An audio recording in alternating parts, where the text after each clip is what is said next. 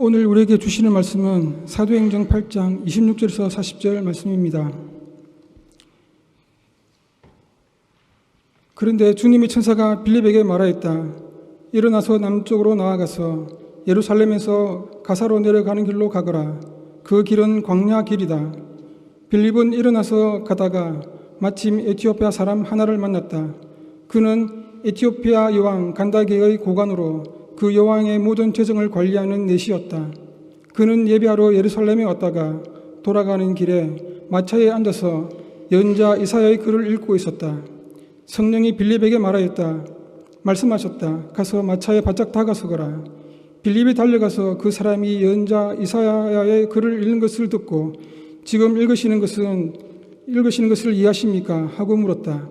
그가 대답하기를 나를 지도하여 주는 사람이 없으니 네가 어떻게 깨달을 수 있을까? 하고 올라와서 자기 곁에 앉기를 빌립에게 청하였다. 그가 읽던 성경 구절은 이것이었다. 양이 도살장으로 끌려가는 것과 같이 새끼 양이 털 깎는 사람 앞에서 잠잠한 것과 같이 그는 입을 열지 않았다. 그는 굴욕을 당하면서 공평한 재판을 박탈당하였다.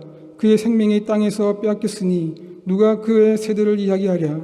내시가 빌립에게 말하였다. 연자가 여기서 말한 것은 누구를 두고 한 말입니까? 자기를 두고 한 말입니까?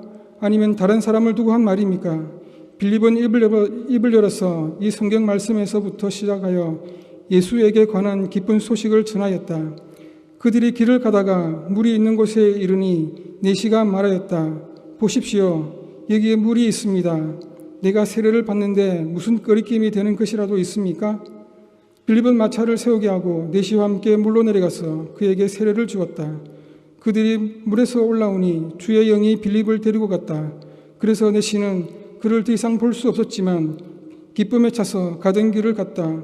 그 뒤에 빌립은 아소도에 나타났다. 그는 돌아다니면서 여러 성에 복음을 전하다가 마침내 가이사랴에 이르렀다. 이것은 주님의 말씀입니다. 안녕하십니까. 저희 부부는 15일 동안 한국 방문을 마치고 돌아왔습니다. 아내는 친정 부모님과 함께 지냈고 저는 목회자 세미나와 집회를 섬겼습니다. 좀 빡빡한 일정이기는 했습니다마는 은혜 중에 모든 일을 지장 없이 마치고 건강하게 돌아왔습니다. 교우님들의 기도에 감사를 드립니다. 제가 주로 서울에 머물렀기 때문에 그런지 몰라도 이제 우리나라에서 외국인을 보는 것은 아주 흔한 일이 되어버렸습니다. 외국인이라고 하기보다는 다른 인종 사람들이라고 해야 되겠죠. 저도 이제는 한국에 가서는 외국이니까요. 머물렀던 호텔에서 혹은 거리에서 다양한 인종의 사람들을 보았습니다. 그들 중에 대다수는 여행객이었지만 한국에서 장기적으로 거주하는 사람들도 적지 않았습니다. 그래서 그런지 이제 우리나라 사람들이 다른 인종의 사람들을 대하는 것을 아주 자연스럽게 되었습니다. 과거에는 다른 인종 사람이 접근하면 주춤하면서 물러서고 그랬는데 이제는 스스럼 없이 대하는 것을 보게 됩니다. 우리 조국이 다인종 다문화로 변화하는 그런 과정에 있다 할 수 있습니다. 우리나라 사람들은 다른 인종에게 적응이 되고 다른 인종 사람들은 우리나라 사람들에게 적응이 된 결과로 이제는 서로 어색하지 않고 그렇게 살아가게 됩니다. 그러나 또 그렇게 적응됐기 때문에 또 어색한 순간도 있었습니다. 한적한 거리를 지나가다가 서양인을 만나면 인사를 나누기 위해서 눈길을 마주하려고 눈길을 주는데요. 이번에 제가 만난 서양인들은 하나같이 이렇게 1대1로 만나면 눈길을 피하고 지나갔습니다. 엘리베이터에서 만난 서양인들도 마찬가지입니다. 눈을 마주치고 하이하고 인사를 하고 싶은데 눈길을 주지 않습니다. 낯선 사람에게는 인사하지 않는 한국 문화에 적응이 된 것이지요. 한 번은 엘리베이터에서 아무 말 없이 먼저 내리는 서양인에게 굿나잇 하고 인사를 했더니 깜짝 놀라서 돌아서면서 저에게 응답을 했습니다. 서양 문화권에서는 낯선 사람에게 인사하는 것이 예의이지요. 낯선 사람의 인사는 서양 문화를 모르는 동양인들에게는 아주 또 어색한 일입니다. 그 반대도 마찬가지입니다. 동양 문화권에 처음 온 서양인들은 눈길도 주지 않고 인사도 하지 않는 동양인들의 태도가 무척 당황스러웠을 것입니다. 두 문화 중에 어느 것이 옳고 어느 것이 그른 것은 아닙니다. 문화는 다 그것대로 옳습니다. 동양 문화권에서 낯선 사람에게 인사하지 않는 전통이 생긴 것은 그 나름의 이유가 있고, 서양 문화권에서 낯선 사람에게 인사하는 것도 또한 그 나름의 이유가 있습니다. 다른 것이 틀린 것은 아니지만 다른 것은 우리를 불편하게 만듭니다. 많은 경우에 두려움은 무지에서 오지요. 밀폐된 공간에서 낯선 사람을 만나면 두렵기 마련입니다. 그 사람이 어떤 사람인지 알지 못하기 때문이지요. 이 낯선 사람을 만나서 모른 척하는 동양 문화도, 그 어색한 순간을 인사로 풀어내려는 서양 문화도 낯선 사람에 대한 두려움의 감정에 대처하는 서로 다른 방법이라 할 수 있습니다. 동양 문화권에서는 거리를 유지함으로써 만약 있을지도 모르는 위험에 대비하는 것이고요. 서양 문화권에서는 인사를 함으로써 그 두려움의 감정을 해소하려는 것이라고 볼 수 있습니다. 사도행전에 기록된 초대교회의 역사는 낯선 것에 대한 두려움을 극복하고 낯선 땅으로, 낯선 문화로, 낯선 사람들에게로 뻗어나간 이야기입니다. 낯선 것은 언제나 불편하고 두렵습니다. 그 중에도 특별히 들어가기 힘든 땅이 있고 접근하기 어려운 사람들이 있습니다. 누군가 그 어려운 일을 시작해서 문을 열어놓으면 그 다음부터는 훨씬 용이하지요. 그래서 언제나 첫걸음이 어렵고, 그래서 첫걸음이 중요합니다. 예수님은 승천하시기 전에 제자들에게 땅끝까지 가서 당신에 대해 증언하라고 하셨습니다. 당시 제자들은 갈릴리에서 나고 자란 사람들입니다. 그들이 가본 곳이라고 하는 성전에서 제사 드리기 위해서 간 예루살렘이 전부였을 겁니다. 아니, 예루살렘에 가본 경험조차도 없는 사람들이 더 많았을 겁니다. 갈릴리에서 예루살렘에 가려면 중간에 사마리아가 놓여 있었습니다. 예수님 당시에 사마리아는 유대인들에게 외국이나 마찬가지였습니다. 아브라함의 자손으로서 혈통을 지켜온 유대인들과 달리 사마리아 사람들은 수백 년 동안 이민족들과 섞여 살았습니다. 그래서 유대인들은 사마리아인들을 이민족으로 여겼고, 사마리아 사람들은 유대인들의 차별적인 태도로 인해서 앙심을 품고 있었습니다. 그래서 그들은 서로를 미워하고 배척했습니다. 유대인들은 사마리아 땅에 발을 디디기조차 꺼려했습니다. 갈릴리에서 예루살렘으로 갈 때면 유대인들은 저 요단강 근처의 광야길로 우회했습니다. 이렇듯 제자들은 사마리아 땅조차 피해 다니는 사람들이었습니다. 이방 사람들은 고사하고 사마리아 사람들조차도 상종하기를 꺼려했습니다. 그런 사람들에게 예수님은 땅 끝까지 가라고 하십니다. 국경을 넘어서 언어도 다르고 문화도 다른 낯선 사람들에게 찾아가라고 하십니다.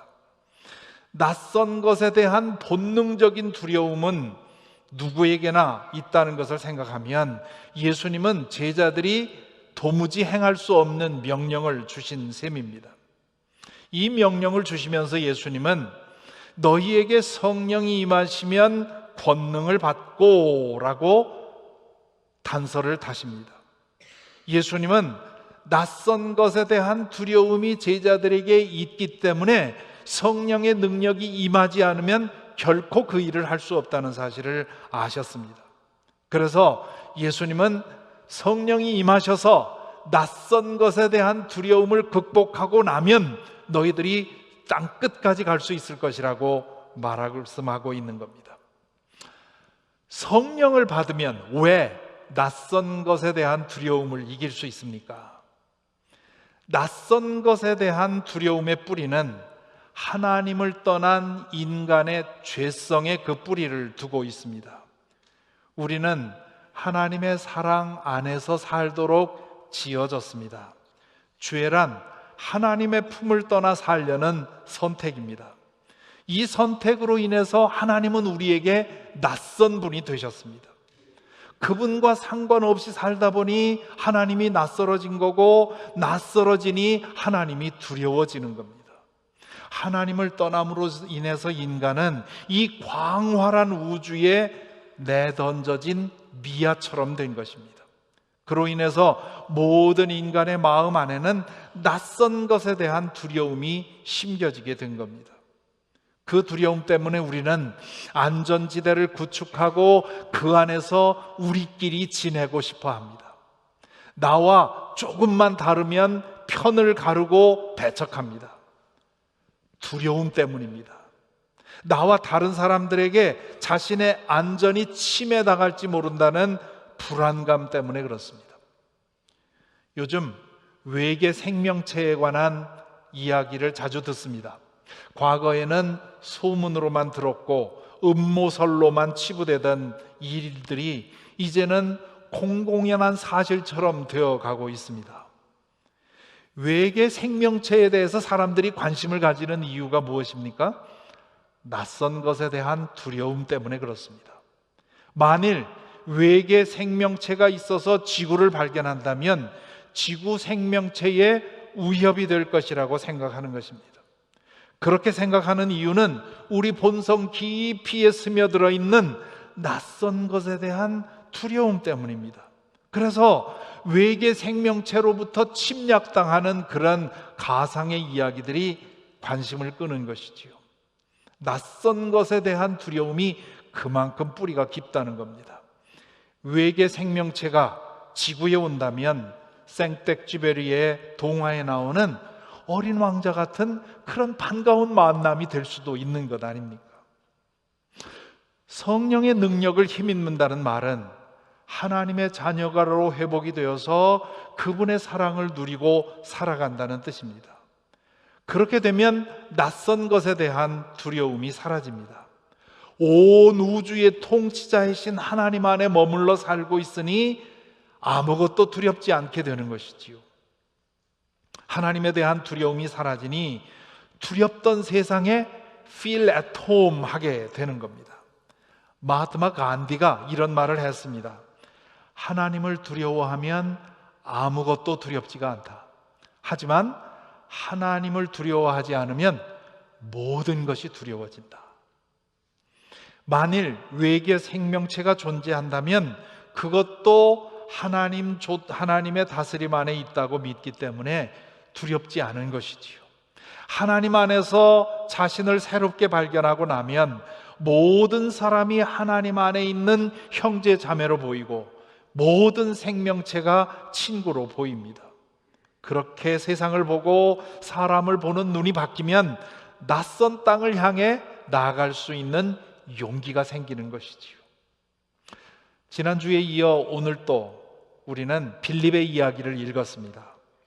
빌립은 그리스 말을 하는 사람들과 히브리 말을 하는 사람들 사이에 일어난 갈등을 해결하기 위해서 선출된 7 가운데 한 사람입니다.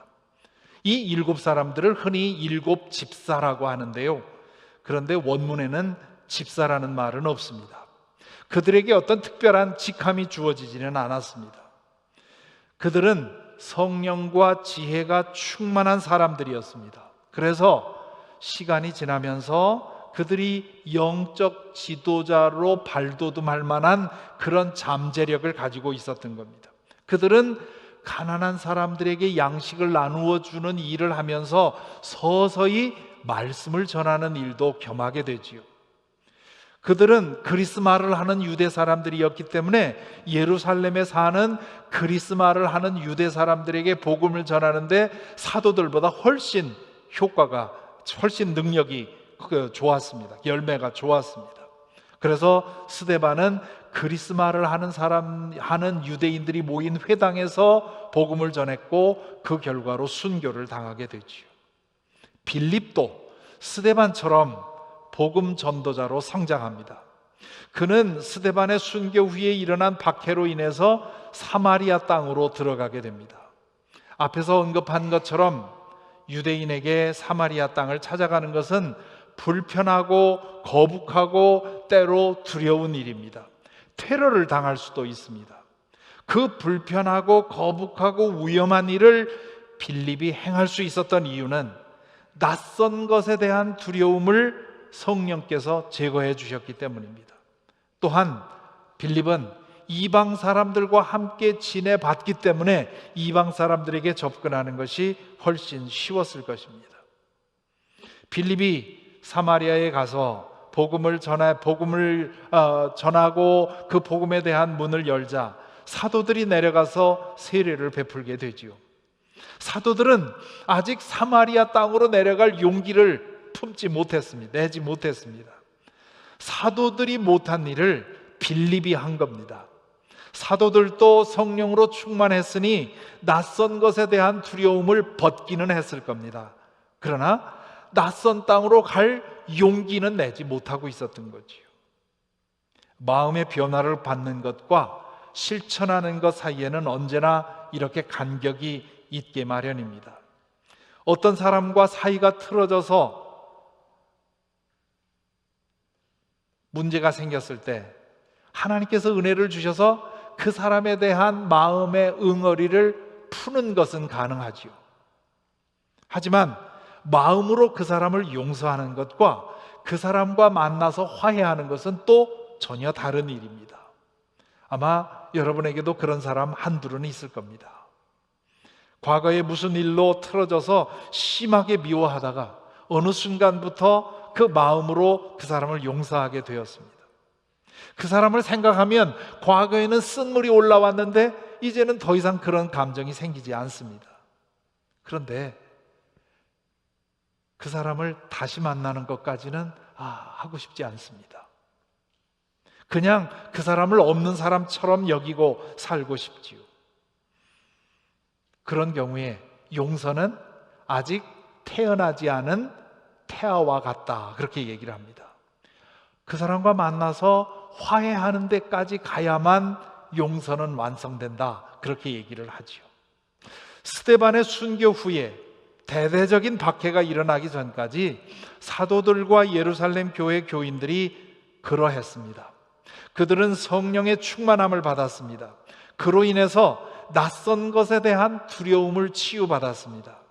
하지만 그들은 예루살렘을 떠나 이방인들에게 나아갈 용기를 내지 못했습니다. 예루살렘 안에도 전도할 사람들이 많았으니 굳이 그것을 떠날 필요성을 느끼지 못했을지 모릅니다. 혹은 굳이 낯선 곳으로 가고 싶지 않았을지도 모릅니다. 예루살렘은 그들에게 안전지대였습니다. 비록 유대교 교권을 가진 사람들로부터 박해가 있었지만, 그러나 그들과 같은 사람들에게 그들에게 편한 언어로 복음을 전하는 것은 그건 매우 좋은 일이었습니다. 이 사람들이 예루살렘을 떠난 것은 스데반의 순교 후에 일어난 대대적인 박해 때문입니다.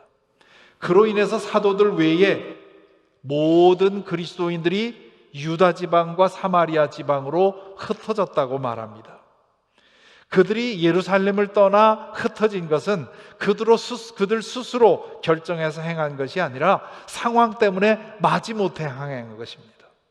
어찌 보면 예루살렘 안에, 즉 안전지대 안에 또아리를 틀고 머물러 앉아 있으려고 했던 이 초대교인들을 하나님께서 박해로 인해서 그들을 억지로 밀어낸 것일지 모르겠습니다. 그들이 유다와 사마리아의 여러 도시로 흩어졌다 해도 낯선 사람들에 대한 두려움이 치유되지 않았다면 그들은 그곳에서 또 안전지대를 만들고 그 안에서 자기들끼리만 머물러 있었을 겁니다. 하지만 그들이 쫓겨간 그곳에서 낯선 이들에게 복음을 전했습니다. 그들은 비록 안전지대 안에 머물러 살려는 관성에 이끌리기는 했지만 언제든 상황이 되면 낯선 이들에게 말을 걸고 복음을 전할 준비가 되어 있었던 것입니다. 빌립도 스데반의 순교 후에 대대적인 박해가 일어나지 않았다면 예루살렘 안에 있는 그리스말을 하는 유대인들에게 복음 전하고 말씀을 가르치는 것에 만족했을지 모릅니다. 하지만 유대인들로부터의 박해로 인해서 예루살렘을 떠나야 했고 빌립은 내친 김에 사마리아 땅으로 향했습니다. 그의 내면에는 사마리아 사람들을 차별하거나 두려워하는 마음이 사라진 상태였습니다. 그가 사마리아 땅으로 들어가 복음을 전하는 일에 그의 마음이 준비되어 있었던 것이지요. 그 후에 빌립은 또 한 번 큰 도약을 합니다. 그는 하나님의 지시를 따라 사마리아 땅을 떠나 예루살렘으로 해서 가자 지역으로 내려가는 그 광야로 향합니다. 가자 지역은 지금 이 이스라엘과 전쟁을 벌이고 있는 하마스가 다스리는 땅입니다. 그 광야길에서 빌립은 에디오피아 내시를 만납니다. 이 에디오피아 내시는 이 에디오피아 왕실에서 일하는 고급 관리였습니다. 그는 유대인으로서 에디오피아에 살고 있었는데 예루살렘에 순례 여행을 왔다가 고향으로 돌아가는 길이었습니다. 빌립은 성령께서 그에게 가까이 가라고 하는 그런 성령의 지시를 받고 이 마차에 접근을 합니다. 빌립이 이 내시의 마차에 접근했을 때 내시는 이사야서 53장을 읽고는 그 말씀을 읽고 묵상하고 있었습니다. 그것을 보고 빌립이 내시에게 묻지요. 지금 당신이 읽고 있는 그 본문의 뜻을 아시오? 하고 묻습니다. 그러자 내시가 아니 나에게 가르쳐주는 사람이 없는데 내가 이걸 어떻게 알겠습니까? 라고 반문을 하죠. 그러자 빌립은 내시의 마차에 올라타서는 이사야서 53장에 예언되어 있는 그 고난의 종이 예수님이고 그 예수님이 어떻게 사셨는지, 그리고 십자가에 달려 죽으신 것, 그리고 부활하신 것, 그리고 승천하셔서 지금 성령을 통해 일하시는 이 모든 이야기들을 해줍니다. 그리고는 당신도 회개해서 예수 그리스도의 이름으로 세례를 받으면 구원받을 수 있어, 그렇게 얘기를 하죠. 그러던 중에 마차가 물가를 지나게 됩니다. 성령께서 모든 것을 준비해 두신 거지요. 물을 보자 내시가 내시에게는 세례받고 싶은 그런 충동이 일어납니다. 그래서 빌립에게 이렇게 말하죠. 보십시오, 여기에 물이 있습니다. 내가 세례를 받는 데에 무슨 거리낌이 되는 것이라도 있습니까? 이렇게 묻습니다. 자, 이 내시의 질문을 주목해 보시기 바랍니다. 내시는 여기 물이 있으니 저에게 세례를 주십시오, 이렇게 묻지 않았습니다. 내가 세례를 받는데 무슨 장애라도 있습니까? 이렇게 물은 겁니다. 왜 이렇게 물었을까요? 그가 세례를 받는데 자기에게 장애가 있다고 생각했기 때문입니다. 왜 그렇게 생각을 했습니까? 구약의 율법은 신체적인 결함이 있는 사람들은 하나님의 회중에 들지 못한다고 규정해 놓았습니다. 하나님의 회중에 들지 못한다는 말은 성막이나 성전에서 드리는 제사에 참여할 수 없다는 뜻입니다.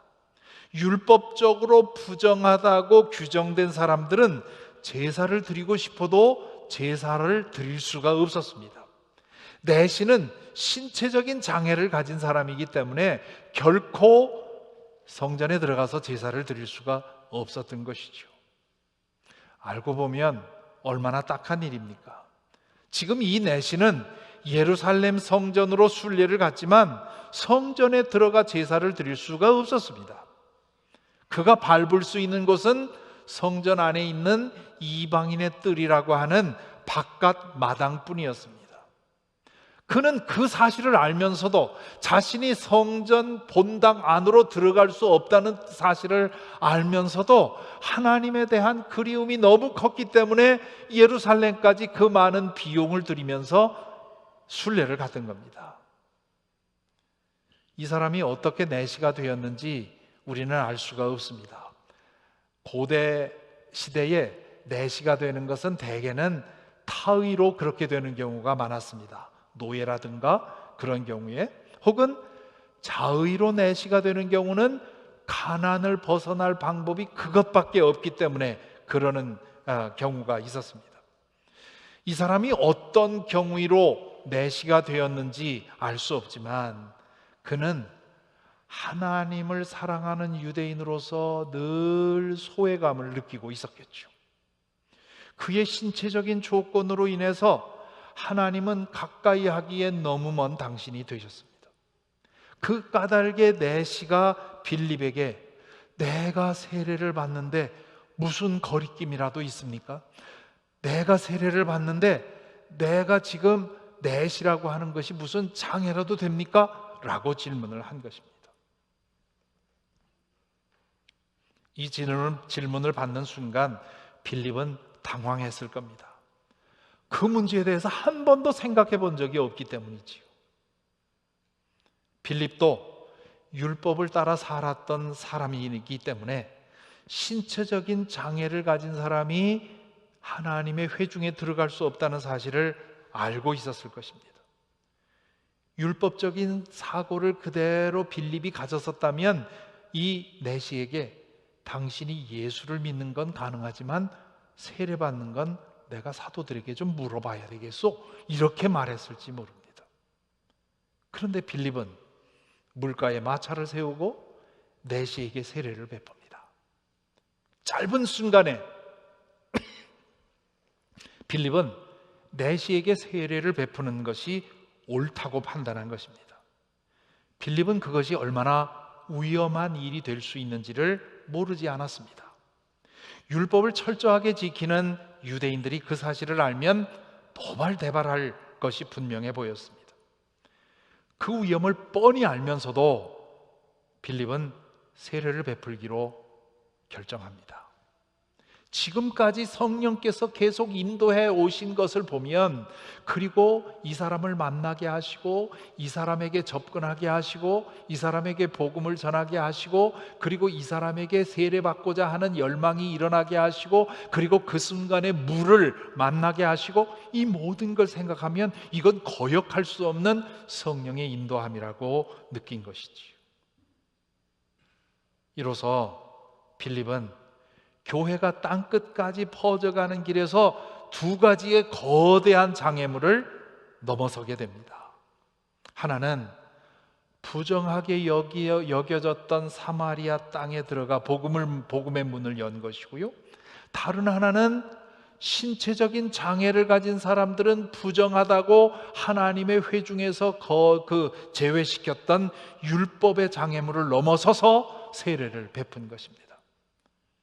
그 모든 것은 성령께서 하신 일입니다. 성령께서 빌립의 마음을 만지셔서 낯선 것에 대한 두려움을 제거해 주시고 낯선 것을 향해 마음을 열고 손을 뻗치고 발걸음을 내딛는 용기를 주셨습니다.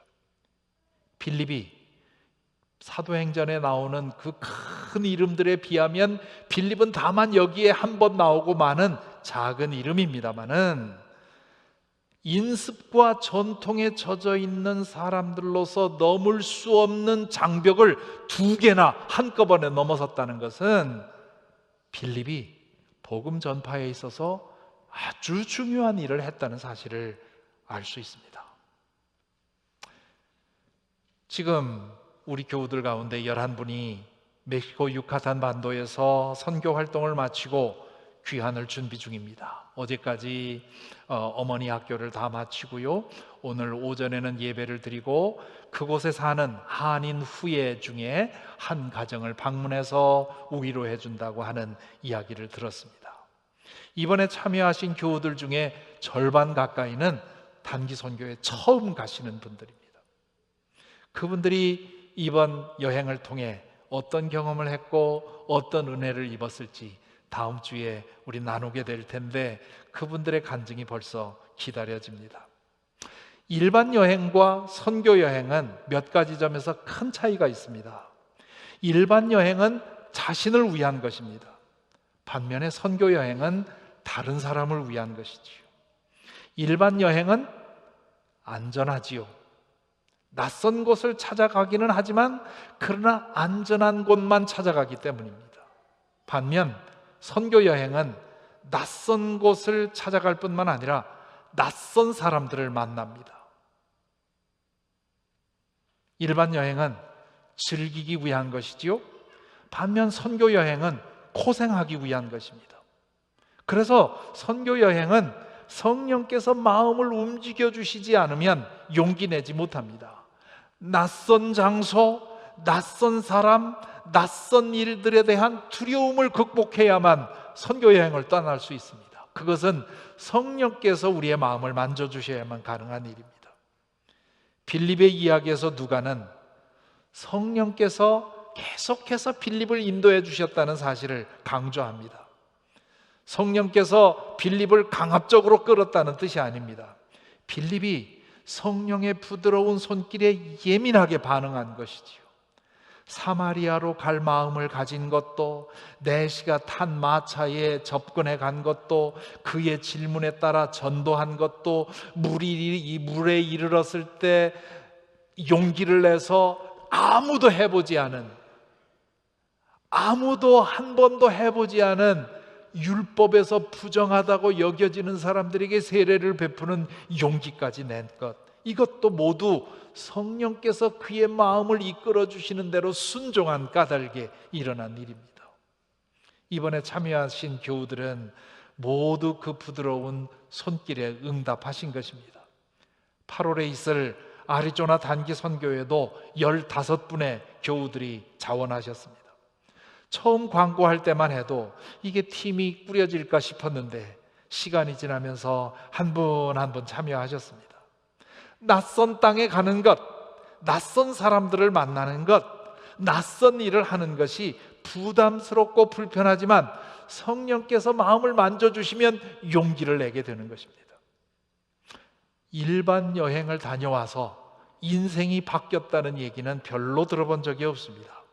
기껏해야 인상 깊었다, 그 정도지요. 하지만 선교 여행을 다녀와서 인생의 질과 방향이 바뀌는 일은 여러 번 보았습니다.